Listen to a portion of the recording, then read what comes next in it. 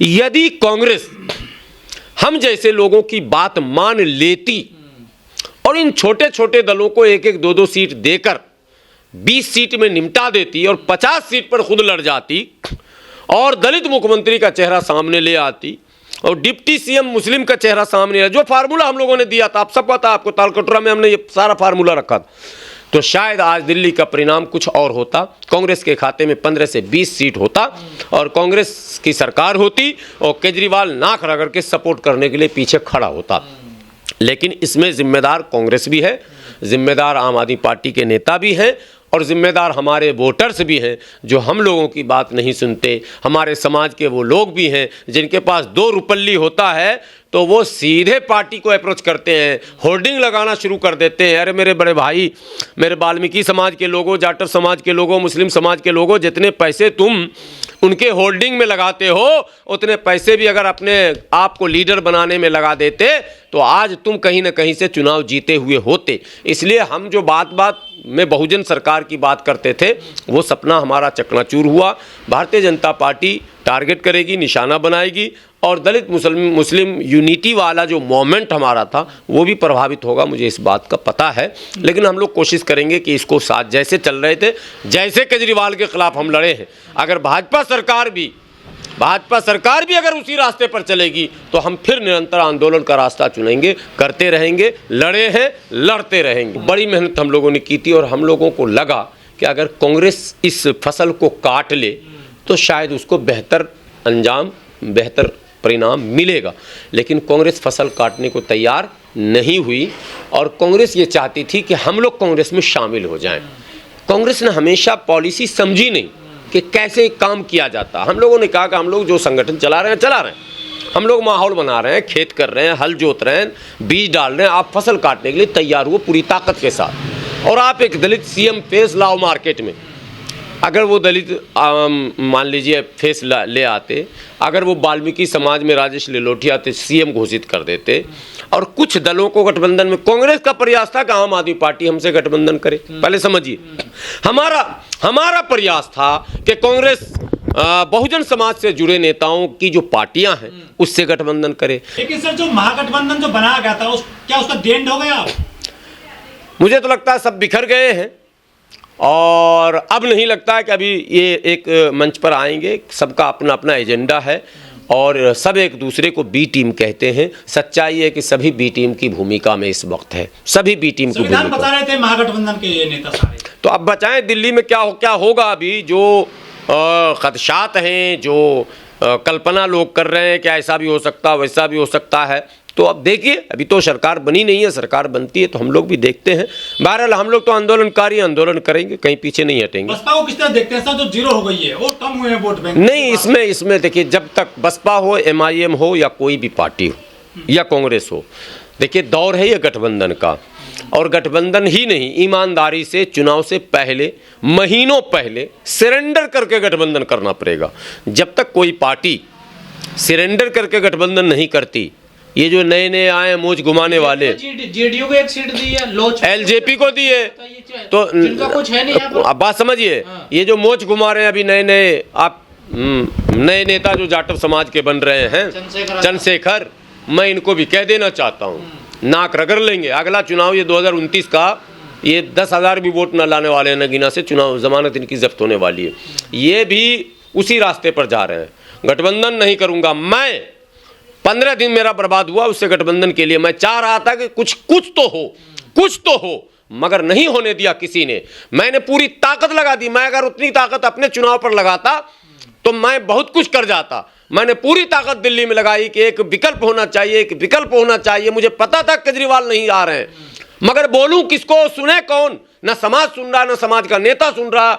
अपने आप को सब, मैं हूं अम्बेडकरवादी, मैं हूं बहुजन समाज का नेता, मैं हूं दलितों का नेता, मैं हूं मुसलमानों का नेता। तो मरो, रो बैठ के अब सरपट को। और कभी नहीं होगा जब तक सरेंडर नहीं करेंगे, झुकना नहीं सीखेंगे, मिलना नहीं सीखेंगे, प्यार से अपने लोगों से बात करना नहीं सीखेंगे, क्वालिटी जब तक नहीं परखेंगे, जांचेंगे। वो तो अगर मैं मोटरसाइकिल से किसी क्या चला जाता तो वो तो मुझे नाप रहा मोटरसाइकिल से, वो तो नाप ही नहीं रहा मेरी ऊर्जा को नहीं, मेरी क्षमता को नहीं, मेरी योग्यता को नहीं, मेरे क्रियाकलापों को नहीं, मेरे आंदोलन को नहीं, किसी को मतलब नहीं। स्कॉर्पियो है या नहीं, ठीक है बेटा स्कॉर्पियो पे चलो, अब भाजपा चढ़ाएगी स्कॉर्पियो पे, हमें क्या टेंशन। हम तो कल भी आंदोलन कर रहे थे, हमारा तो एक पैर जेल में कल भी था, आज भी है, नो टेंशन। मैं तो लड़ूंगा, मैंने चापलूसी और चमचागिरी को टाटा बाय बाय कह दिया पहले ही। दुनिया चमचागिरी और चापलूसी करके स्कॉर्पियो पे चल रही है, मैंने संघर्ष के रास्ते को चुना है, मैं संघर्ष करूंगा समाज की आन बान शान बचाने के लिए। लेकिन ये लोग जो पार्टी बना बना कर घूम रहे हैं, चाहे वो मुस्लिमों की पार्टी हो या दलितों की पार्टी हो, ये अपने आप को कहते हैं हम समाज के सम्मान के लिए पार्टी बनाए, नहीं, समाज के नुकसान के लिए ये पार्टी बनाए हैं। इसलिए कि ये मिलते नहीं हो, वोटों को तकसीम करते हैं, वोटों को बांटते हैं, इतना बांटते हैं, टुकड़े टुकड़े गैंग के ये सदस्य हो जाते हैं और भाजपा का रास्ता हमेशा आसान हो जाता है। यही हर जगह हो रहा है, मिल्कीपुर में भी यही हुआ, यहाँ भी यही हुआ, हर जगह चुनाव में यही हो रहा है। आपने वो कुंदरकी देखा, आपने सब देखा, सारे एक्सपेरिमेंट हो चुके हैं। भाजपा को पता चल चुका है कि हमको ऐसे ही। मिल्कीपुर में तो बसपा लड़ी नहीं चुनाव, तो अब किसका आरोप? बसपा नहीं लड़ी, बाकी पार्टियां थी, हमारे समाज के लोग दाएं बाएं लगे थे, कुछ मुस्लिम लगे थे, कुछ दलित लगे थे, बंदरबांट हो रहा था, छोटी छोटी पार्टियां लड़ रही थी, सब जगह यही हो रहा। कुंदरकी में तो आपने देखा ना, कोई पार्टी नहीं बची जो चुनाव नहीं लड़ी, वहां सब लड़ गई। तो जब सब लड़ोगे तो परिणाम यही आएगा जो दिल्ली में आया। लेकिन सर जो बीजेपी संविधान के खिलाफ काम कर रही थी, ऐसा कहा जाता संविधान बदल देंगे, आरक्षण खत्म कर देंगे, उसके बावजूद जो दलित वोटर है सर, वो बीजेपी को वोट देंगे सर दिल्ली में रिजर्व सीटों पर भी। मुसलमान के एक बड़े मौलाना भी वायरल हो रहे हैं कि हमने भाजपा को वोट दिया। आपने सुना ही नहीं है? वो परिणाम से पहले बोले हैं भाई, उन पर आरोप मत लगाइए, नहीं उन पर यह आरोप नहीं लगाइए कि डर से बोले हैं, ये आरोप नहीं लगेगा। मित्र हैं हमारे वो भी, चुनाव से पहले उन्होंने कह दिया कि हमने जीवन में पहली बार भाजपा को वोट दिया। मतलब कुछ मुसलमान भी दे रहे हैं, दलित भी दे रहे हैं।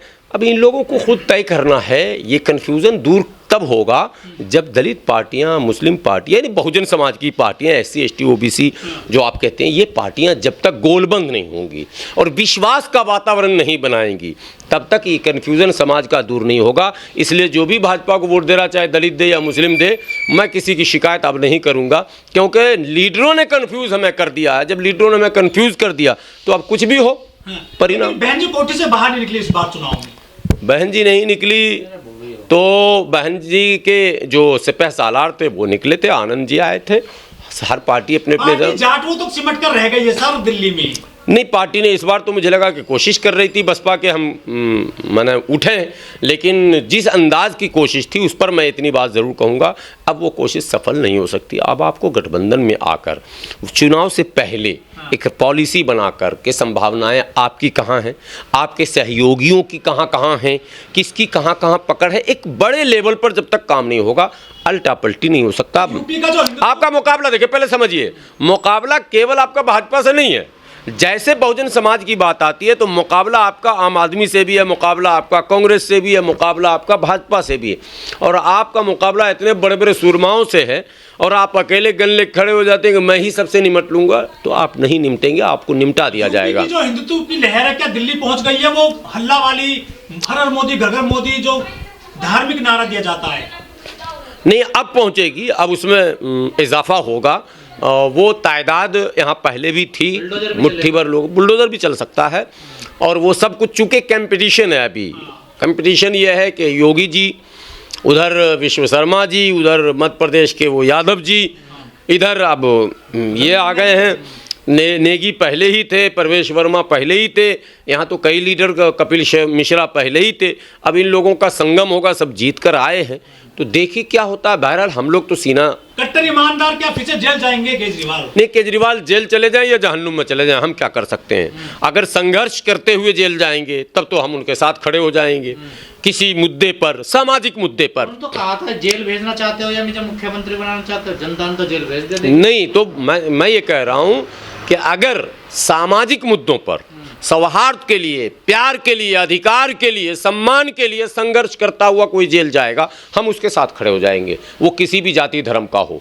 लेकिन अगर कोई अपने दल के लिए, अपने दल की बात करता हुआ कि हमको फलां को जेल क्यों भेजा, याद है ना आपको, ये सब कांड यहाँ हो चुका, ईडी क्यों भेजा, तो मैं उसमें कहूँगा कि ईडी भेजा नहीं, ईडी घिसेट के इनको ले जाओ जल्दी, ऐसे लोगों को जल्दी तिहाड़ के किसी बंद कमरे में बंद करो, उसका स्विच ऑफ कर दो, लाइट उट सब बंद कर दो, ताला मार दो, ताला मार दो बाहर से इनको। ये लोग नहीं चाहिए जो केवल अपनी सोचते हैं, केवल अपनी बिरादरी और अपने लोगों की और उनको मुनाफा पहुंचाने की सोचते हैं, समाज की नहीं। सो अगर समाज के लिए कोई लड़ेगा, समाज की बात कोई करेगा, उनके अधिकारों की बात करेगा, मजलूमों की बात करेगा, मजबूरों की बात करेगा, मजदूरों की बात करेगा, उनके न्याय उनके सम्मान की बात करेगा, उनके अधिकार की बात करेगा, उस पर अगर अत्याचार होगा तो गुलाम सरवर अपनी पूरी टीम के साथ उसके पीछे खड़ा मिलेगा चट्टानी ताकत से। मुसलमान डरे हुए हैं क्या सर दिल्ली के, क्या लगता है? क्यों डरेगा? किससे डरेगा? मुसलमान क्यों डरेगा?